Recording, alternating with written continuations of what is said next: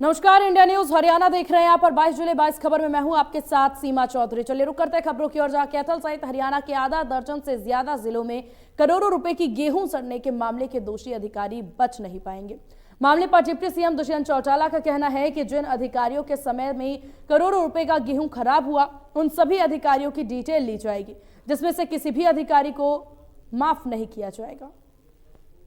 एक एक दाना जो आज ऑक्शन हुआ है उसकी कैसे खराबा हुआ पूरी रिपोर्ट ली जाएगी, ना कि एक गोदाउन की या एक व्यक्ति को। और उन तमाम अधिकारियों के उस इंक्वायरी में डिटेल्स लिए जाएंगे जो यहाँ पर नियुक्त थे इस पूरे पीरियड में जब ये लैप्स हुआ।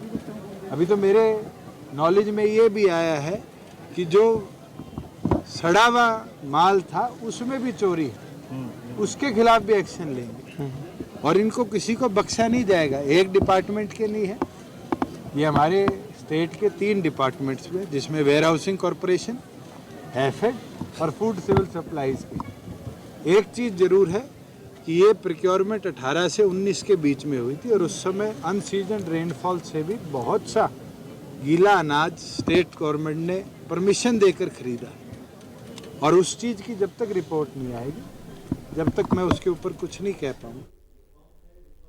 करनाल में 45 पशुओं की मौत के मामले में हरियाणा सरकार ने जांच के लिए कमेटी गठित कर दी गई है। करनाल डिवीजन के कमिश्नर को इस कमेटी का अध्यक्ष बनाया गया। वहीं इसके साथ ही गौ सेवा आयोग के vice chairman Purnmal Yadav, animal husbandry और डेयरी डिपार्टमेंट के उपनिदेशक सुखदेव राठी और एसपी करनाल के प्रतिनिधि में कमेटी के सदस्य बनाए गए। ये कमेटी अगले 4 दिनों में अपनी अपनी रिपोर्ट सौंपेगी। वहीं आपको बता दें कि करनाल के पुष्गढ़ गांव में 45 पशुओं की मौत हो गई थी।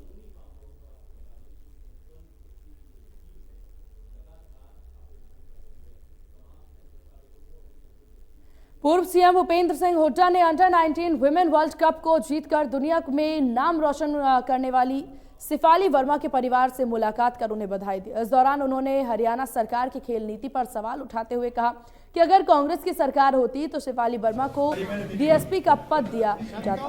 भूपेंद्र सिंह हुड्डा ने कहा कि यदि प्रदेश में कांग्रेस की सरकार होती तो पूरी दुनिया में नाम रोशन करने वाली शेफाली वर्मा को डीएसपी का पद दिया जाता। उन्होंने हरियाणा सरकार से भी मांग की कि रोहतक की रहने वाली शेफाली वर्मा और रोहतक की ही एक और बेटी को सरकारी नौकरी दे। बहुत खुशी की बात है और हमारे को गर्व है हमारी बेटी शेफाली को, और भी हमारे वहाँ से ब्राह्मणवास से भी इस टीम में थी जो आज वर्ल्ड कप जीत के आए हैं। इस बात का पूरे देश में नाम इन्होंने ऊंचा किया है, केवल हरियाणा का या रोहतक का नहीं, पूरे देश में नाम। मेरी बहुत बहुत शुभकामनाएं। अब अंडर 19 में तो खेलनी है, अब वहाँ रह के ऊपर भी खेलेंगी और उसमें भी कामयाबी होगी। आपकी खेल नीति की चर्चा है। तो अगर हमारी सरकार होती तो वहीं से डीएसपी बना के भेजना चाहिए था। अच्छा, आपकी कॉन्स्टिट्यूएंसी की एक लड़की और है? हाँ, ब्राह्मणवास की है। हाँ, वो आई नहीं है, दीपेंद्र से बात हुई है, जाएंगे वहाँ पे। सर, सरकार को पद देना चाहिए शेफाली को? देना चाहिए, क्यों नहीं देना चाहिए, दोनों को देना चाहिए, शेफाली को भी और।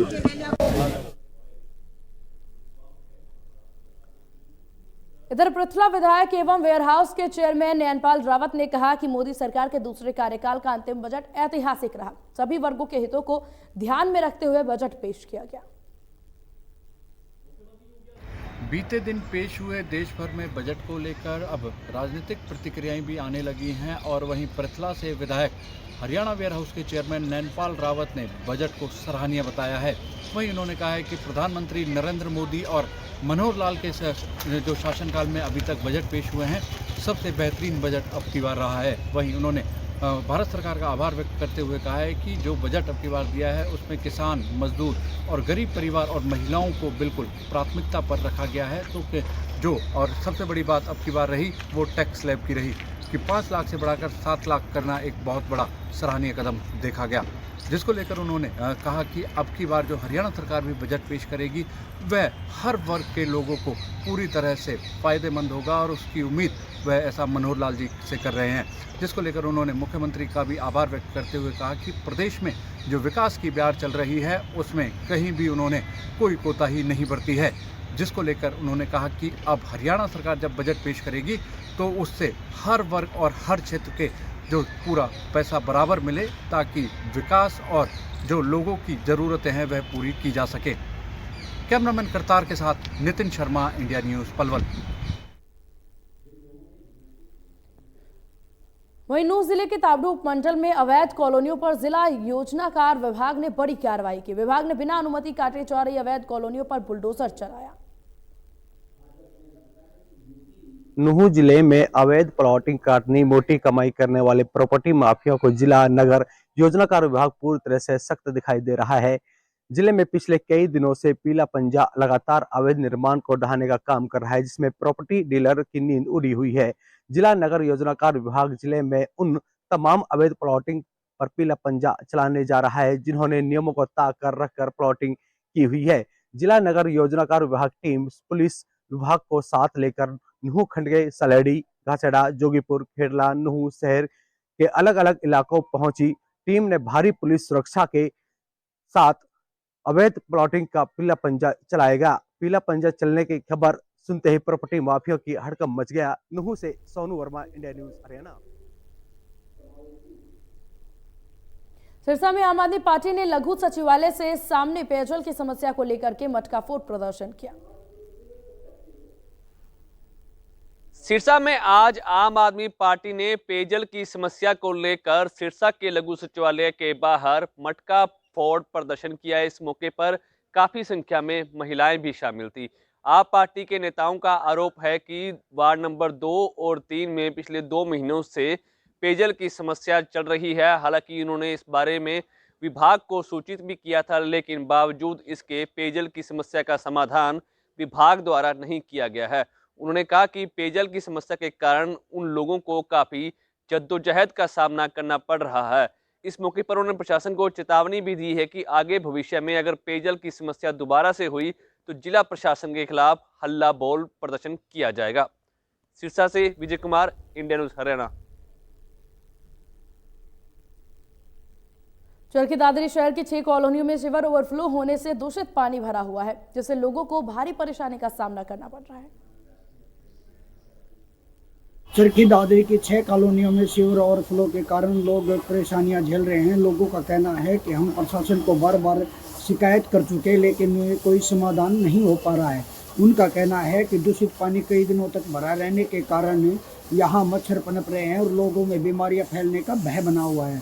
हम प्रशासन के अधिकारियों को, जन स्वास्थ्य विभाग के अधिकारियों को भी कई बार शिकायत कर चुके, लेकिन एक बार खाना पूर्ति के लिए कर्मचारी आते हैं और चले जाते हैं और स्थिति जो की तो बनी रहती है। लोगों का कहना है अगर जल्द ही समस्या का समाधान नहीं किया गया तो वो एक बड़ा आंदोलन करने को मजबूर होंगे। चरखी दादरी से इंडिया न्यूज़ के लिए सुरेंद्र शर्मा। फतेहाबाद में लगातार बढ़ रही चोरी और छीना झपटी की वारदातों से परेशान लोगों ने पुलिस प्रशासन के खिलाफ रोष प्रदर्शन किया। फतेहाबाद में लगातार बढ़ रही चोरियों और छीना झपटी की घटनाओं के विरोध में आज शहरवासी फतेहाबाद के श्री राम पार्क में एकत्रित हुए और एक बड़ी मीटिंग की गई। लोगों का कहना था कि पुलिस के द्वारा लगातार बढ़ रही चोरियों और छीना झपटी के मामलों में कोई भी कार्रवाई नहीं की जा रही, बल्कि उदासीन रवैया अपनाया जा रहा है। जब कोई व्यक्ति पुलिस के पास शिकायत लेकर जाता है तो पुलिस वाले उससे ही सवाल करने लग जाते हैं। वहीं पुलिस वालों का एक ही बहाना होता है कि नशेड़ी युवक हैं जो चोरी की वारदात को अंजाम दे रहे हैं, हम इसमें कुछ नहीं कर सकते। इसी को लेकर आज इलाकावासी भड़के हुए थे और इनके द्वारा श्री राम पार्क में एक बड़ी मीटिंग की गई और इस मामले में मुख्यमंत्री और अनिल विज को हस्तक्षेप करने की मांग की गई है।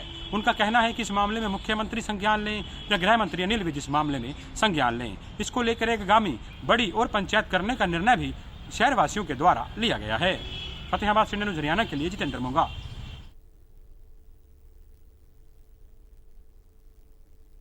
भिवानी में चिरायु कार्ड बनाने के लिए स्वास्थ्य विभाग पूरी तरह से मुस्तैदी से जुटा हुआ है।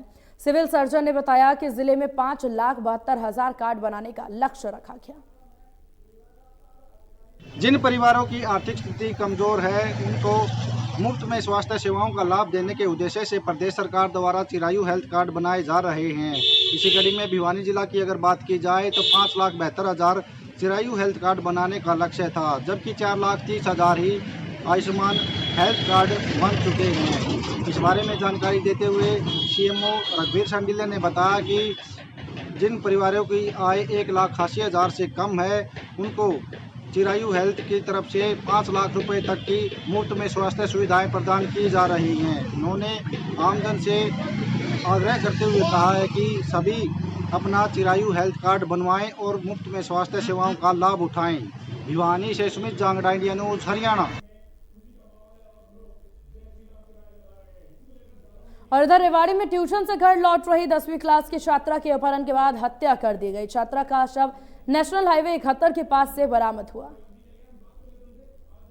रेवाड़ी शहर में 10वीं कक्षा में पढ़ने वाली छात्रा का अपहरण कर हत्या करने का एक सनसनीखेज मामला सामने आया है। पुलिस मामले की जांच में जुटी हुई है।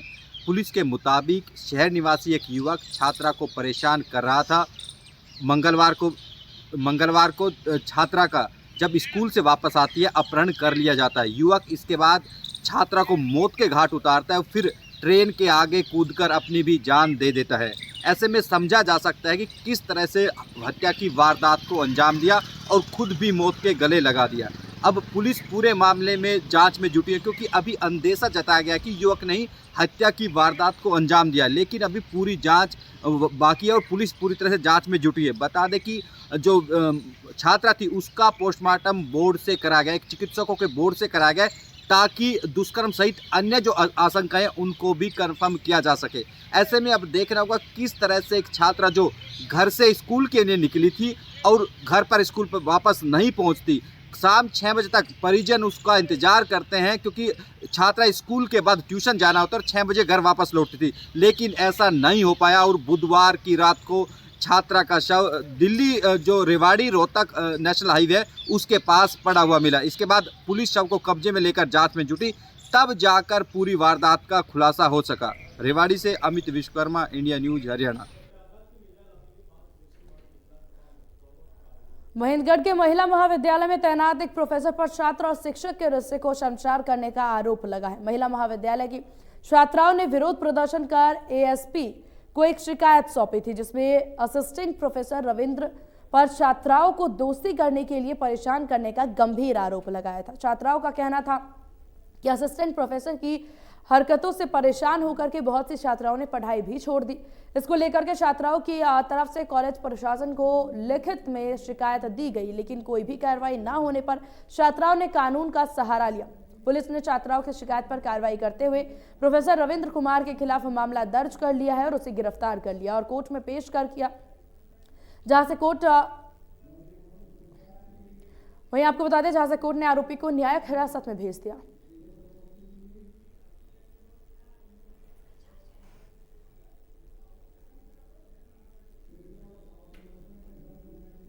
सोनीपत में विकास सदन में एक किशोरी की मौत का मामला सामने आया। किशोरी सदन की तरफ से बताया गया, सदन की तरफ से बताया गया, जहां किशोर ने भागने की कोशिश की और छत से गिर गया।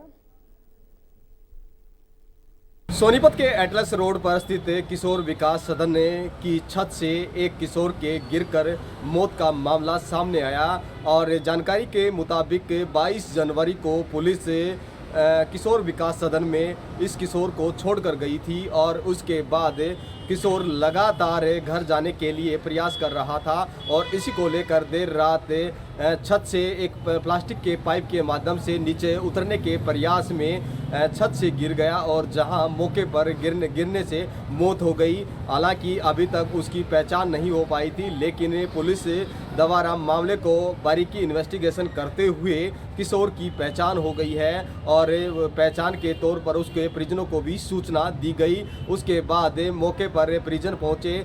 जानकारी के मुताबिक किशोर की पहचान यूपी के एक गांव के रूप में हुई है और वहीं पुलिस और वहीं एफएसएल टीम मौके पर पहुंची थी। इसके अतिरिक्त मजिस्ट्रेट की निगरानी में आज शव का पोस्टमार्टम करवाकर परिजनों को सौंप दिया गया है। जानकारी के मुताबिक सोनीपत के एटलस रोड पर किशोर विकास सदन जहां पर किशोर रखे जाते हैं जिनके माता पिता नहीं होते, ऐसे किशोर वहां पर रहते हैं और अपनी कुछ छात्र वहां पर पढ़ाई भी करते हैं। ऐसे में यह 22 तारीख को किशोर भी वहां पर पहुंचा था, लेकिन इसकी पहचान लगातार सामने नहीं आ पाई थी। लेकिन अब पुलिस द्वारा इसकी पहचान सामने आ चुकी है और फिलहाल मामले को लेकर पुलिस ने इन्वेस्टिगेशन करते हुए परिजनों तक मामले को जानकारी देते हुए फिलहाल शव का पोस्टमार्टम करवाकर परिजनों को शव सौंप दिया है। सोनीपत से इंडिया न्यूज हरियाणा के लिए राम सिंह मान। आजादी के अमृत महोत्सव के उपलक्ष्य में अंबाला में 75 लाख सूर्य नमस्कार अभियान कार्यक्रम आयोजित किया जा रहा है, जिसमें मुख्य अतिथि अनिल विज होंगे।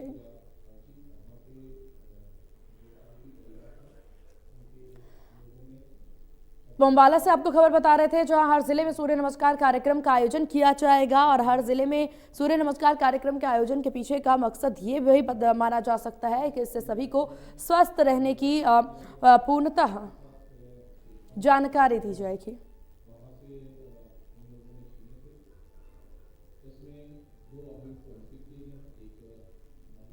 सूरजकुंड मेले में इस बार हरियाणा की संस्कृति और ग्रामीण परिवेश के रहन सहन को दिखाने के लिए अपना घर को हवेली का रूप दिया गया है। इस हवेली में हरियाणा के खान पान, संस्कृति और ग्रामीण परिवेश में रहन सहन को दिखाया जाएगा। देखिए हमारे संवाददाता की एक खास रिपोर्ट।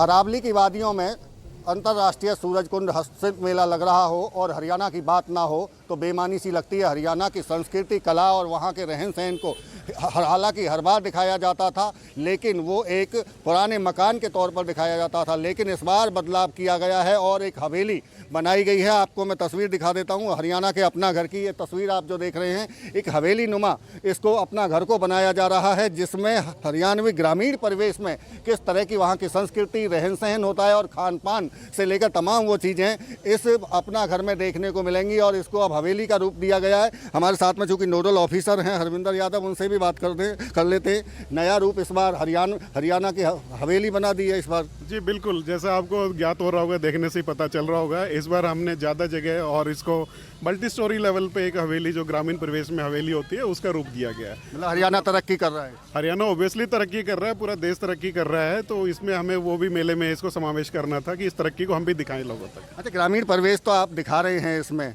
हरियाणा की संस्कृति और कला भी क्या देखने को इसमें मिलेगी? जी बिल्कुल, इसमें कला, संस्कृति, एक आम परिवार की ग्रामीण परिवेश में कैसे रहता है, उसका रहन सहन क्या होता है, वो सब भी इसमें आपको लाइव देखने को मिलेगा। लेकिन हरियाणा में तो अब शहरीकरण भी काफ़ी बढ़ा है, तो क्या उसकी भी कुछ झलक दिखेगी? देखिए, शहरीकरण कितना भी बढ़े, लेकिन लोग अपनी जड़ों को नहीं भूलते, तो वो यहाँ पे आपको देखने को मिलेगा। बिल्कुल साफ, देखिए जिस तरह से बड़ी बात कह रहे हैं, शहरीकरण कितना भी बढ़े लेकिन अपनी जड़ों को लोग नहीं भूलते। और खासतौर से हरियाणवी की जब बात करते हैं तो अब कहीं ना कहीं जो उनका जुड़ाव है आज भी ग्रामीण परिवेश से रहता है और इसी को दर्शाने की इस मेले में कोशिश की गई है। फरीदाबाद से देवेंद्र कौशिक, इंडिया न्यूज। सूरजकुंड में लगने वाले अंतर्राष्ट्रीय सूरजकुंड मेले में जेल में बंद कैदियों के बनाए गए प्रोडक्ट्स की धूम भी देखने को मिलेगी। मेले में कैदियों से बनाए गए 100 रुपए से 15,000 तक के सामान प्रदर्शनी में देखेंगे। यमुनानगर जेल में बंद कैदियों ने मेले के लिए आयुर्वेदिक प्रोडक्ट से लेकर के फर्नीचर और कई अन्य प्रोडक्ट तैयार किए, जिनकी प्रदर्शनी सूरजकुंड मेले में लगाई जाएगी। इससे पहले भी गीता जयंती महोत्सव में भी कैदियों के बनाए गए उत्पादों को प्रदर्शनी में दिखाने वाले लोगों ने काफी सराहा था। मेले के अलावा इन प्रोडक्ट को ऑनलाइन बेचने पर भी विचार किया जा रहा है। यमुनानगर जिला जेल में एसपी विशाल छिबर ने प्रेस कॉन्फ्रेंस कर बताया कि जेल में बंदियों के दिमाग से नकारात्मक सोच को हटाने के लिए इस तरीके के प्रयास किए जा रहे हैं, ताकि जब वो भविष्य में जेल से बाहर जाएं तो मुख्यधारा में समाज के साथ सीधे जुड़े और स्किल्ड पर्सन बनकर के निकले। बहुत अच्छे, यहाँ पूरी टीम है हमारे पास जेल में, जिसमें कारपेंटर, हमारे पास एक मास्टर हैं, हमारे डीएसपी फैक्ट्रीज हैं, जो काफ़ी मेहनत कर रहे हैं हम लोग कि इस चीज़ को बाकी लोगों से compete कर सकें। सबसे पहले हमने अभी गीता जयंती में लगाया था। गीता जयंती से हमारे को बहुत अच्छा रिस्पांस मिला, उससे ही हम इंस्पायर होकर अब सूरजकुंड मेला में एक नई तरह की चीज़ें जो पहले कभी नहीं गई थी वो भेज रहे हैं। अब जैसे जैसे ऐसी चीज़ों में शिरकत करेंगे, देखेंगे कि किस चीज़ की कैसे डिमांड है और किस चीज़ को हम ज़्यादा बढ़ा सकते कर सकते हैं। अगर उस पर डीको पेंट है तो डीको पेंट ही है, अगर उस पर पॉलिश है तो पॉलिश ही है। तो ये चीज़ है, उस स्टैंडर्ड को मेंटेन करके चलते हैं, जो हमने प्रिस्क्राइब हमारा स्टैंडर्ड है उसको मेंटेन करके चलते हैं। तो हम जहाँ ये हमारे स्टॉल लगते हैं वहीं से है। हम धीरे धीरे डीजी सर से, हम अपने मोहम्मद वकील सर IPS से, उनसे बात करेंगे कि कुछ ऐसा आउटलेट हमें मिल जाए कि जो लोग खरीदना चाहें वो खरीद लें, और आने वाले टाइम में हम इसको ऑनलाइन ले जाने की भी कोशिश करेंगे।